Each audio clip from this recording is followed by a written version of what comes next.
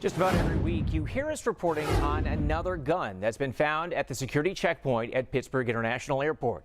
Despite repeated warnings, passengers are caught with them time and again. So we wanted to know what exactly happens to those who are caught with a gun there, and are they really facing significant punishment? The TSA security checkpoint at Pittsburgh International Airport. The signs are everywhere, warning passengers not to bring a gun through screening.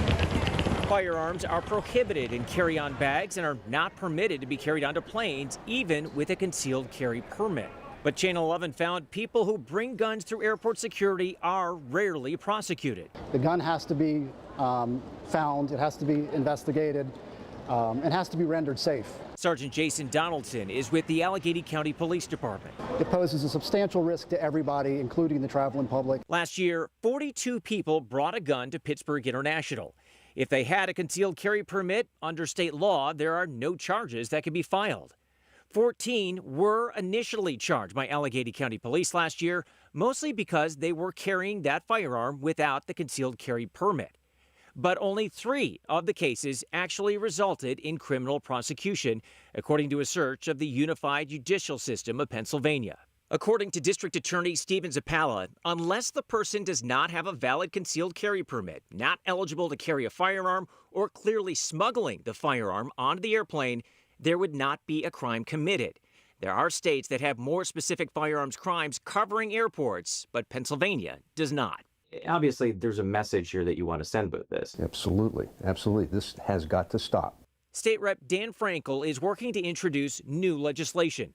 Under it, a first-time offender would face third-degree misdemeanor charges, have their gun license revoked for 3 years, and would have to complete a gun safety course. Second-time offenders would have their gun license revoked permanently. We want to, with respect to kind of, understanding that it is a federal regulation, also give local law enforcement the opportunity to have a role in terms of penalizing folks. The TSA can impose civil penalties of up to $15,000 per violation.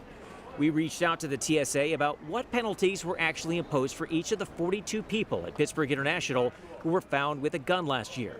The TSA said it could not release that information without a Freedom of Information Act request, which Channel 11 submitted more than a month ago, but we have not yet received a response. However, according to Forbes, nationally, the TSA says it levied nearly $23 million in civil fines against travelers last year, which is a 10% jump from 2023. This is about how you behave when you own a firearm and how to be responsible. And folks who are going through the TSA with firearms are not acting responsibly.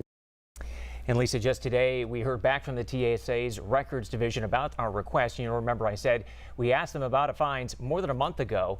Well, today's email apologized for the delay, saying in part TSA processing times have increased significantly due to limited staff and a backlog of requests. The agency says we should hear back between 90 and 120 days from now, so we will keep you posted. All right, thank you.